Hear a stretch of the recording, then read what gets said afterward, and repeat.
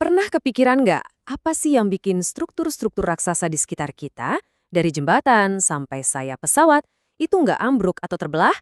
Nah, ada satu gaya rahasia yang bekerja di baliknya. Hari ini kita akan kupas tuntas soal aliran geser. Oke, kita mulai dari sebuah eksperimen sederhana yang bisa Anda bayangin. Coba deh tumpuk beberapa papan kayu, terus tekan di tengahnya. Apa yang terjadi? Papan-papan itu pasti bakal melengkung, iya kan? Tapi bukan cuma itu, mereka juga bakal meluncur atau bergeser satu sama lain. Anehnya, kalau kita pakai satu balok kayu utuh yang tebalnya sama, hal itu nggak terjadi. Jadi pertanyaannya, apa sih yang bikin balok utuh itu tetap solid? Nah, buat jawab pertanyaan tadi, kita harus kenalan dulu sama gaya geser yang tersembunyi. Ternyata, gaya tekan vertikal yang kita kasih tadi, itu punya efek samping yang nggak kelihatan, yaitu gaya horizontal. Jadi, gaya geser itu punya dua wajah. Yang pertama itu geser vertikal atau transversal. Gampangnya ini gaya yang seolah-olah mau menggunting baloknya secara vertikal. Tapi, nah ini dia kuncinya, setiap ada aksi pasti ada reaksi. Aksi menggunting ini secara otomatis menciptakan gaya kedua, geser horizontal atau longitudinal. Gaya inilah yang bekerja sejajar dengan balok dan berusaha bikin lapisan-lapisan di dalam balok itu saling meluncur. Ini bukan sekedar teori loh, ini hukum dasar di dunia mekanika. Istilah kerennya sifat komplementer tegangan geser. Artinya, simpel aja, nggak mungkin ada geser vertikal kalau nggak ada pasangannya, si geser horizontal. Keduanya itu sepakat, dan gaya horizontal inilah biang keladinya. Kalau kekuatannya terlalu besar, ya ini yang bisa bikin balok kayu pecah atau terbelah, lurus memanjang dari ujung ke ujung. Oke, jadi kita udah tahu nih ada gaya geser horizontal yang berbahaya. Pertanyaannya sekarang, gimana caranya para insinyur bisa ngukur dan ngendaliin kekuatan ini biar struktur tetap aman? Nah, disinilah kita kenalan sama konsep yang namanya aliran geser. Namanya aja aliran kan? Jadi coba deh jangan bayangin ini sebagai tekanan di satu titik. Bayangin ini beneran kayak, ya aliran, sebuah gaya yang mengalir di sepanjang sumbu balok, yang terus-terusan berusaha menggeser atau menggelincirkan satu lapisan dari lapisan lainnya. Dan tentu saja, para insinyur punya senjata buat menghitung aliran ini. Inilah dia formulanya. Q sama dengan VQ dibagi I. Kelihatannya mungkin rumit, tapi ini adalah alat paling fundamental buat para engineer untuk tahu persis seberapa besar sih kekuatan aliran yang mau merusak struktur ini. Oke, sekarang mari kita bedah sedikit rumus tadi. Nggak usah takut, kita lihat satu persatu apa sih arti dari setiap huruf itu. Jadi gini, R itu kan aliran geser yang kita cari. Nah, V itu simpelnya adalah total beban geser yang diterima penampang. Makin berat bebannya, ya makin besar V. Terus I, momen inersia, ini soal seberapa kaku atau seberapa tahan bentuk penampang itu terhadap lenturan. Balok I misalnya punya I yang besar. Nah, yang paling seru itu Q, momen pertama area. Ini agak unik. Q ini ngukur seberapa besar keinginan suatu bagian area untuk bergeser.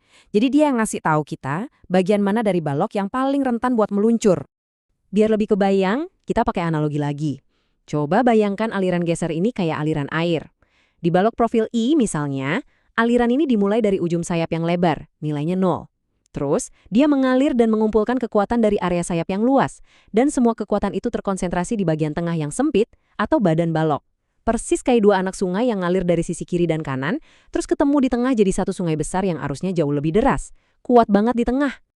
Oke, teorinya keren. Tapi, buat apa sih kita repot-repot ngitung ini semua? Nah, ini dia gunanya di dunia nyata. Untuk mendesain sambungan. Entah itu paku, baut, atau las, semuanya harus dirancang buat nahan si aliran geser ini. Ingat kan masalah papan kayu yang ditumpuk di amal tadi? Nah, dengan konsep aliran geser, kita bisa selesaikan masalah itu. Caranya gimana?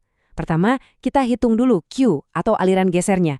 Kita jadi tahu, oh di setiap milimeter balok ini ada gaya geser sebesar sekian Newton. Terus, kita cek kekuatan satu paku, berapa gaya yang bisa dia tahan. Langkah terakhir tinggal bagi aja kekuatan satu paku itu dengan Q. Hasilnya, kita dapat jarak maksimum antar paku yang paling efisien dan aman. Nggak terlalu dekat jadi boros, nggak terlalu jauh jadi rawan gagal. Sempurna. Tapi tunggu dulu, ceritanya belum selesai. Aliran geser ini jadi jauh lebih tricky kalau kita berurusan sama bentuk-bentuk yang nggak simetris. Salah menaruh beban sedikit aja, akibatnya bisa fatal. Contoh paling klasik itu profil kanal atau bentuk C. Secara logika, kalau kita kasih beban pas di tengah-tengahnya, di titik beratnya, harusnya dia cuma melengkung ke bawah aja kan? Masuk akal. Ternyata salah besar. Yang terjadi justru strukturnya malah terpuntir. Loh kok bisa?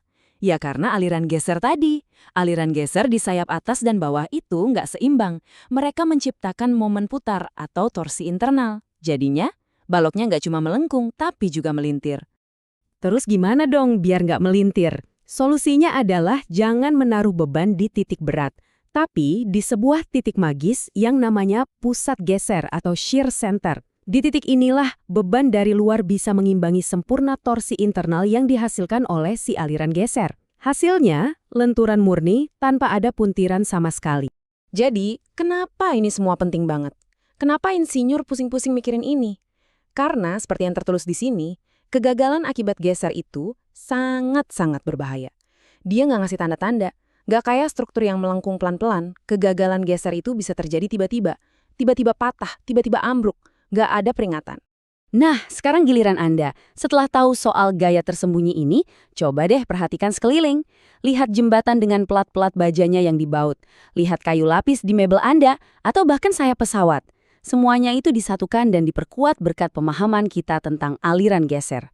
Anda akan sadar, gaya ini ada di mana-mana, diam-diam menjaga dunia kita tetap utuh.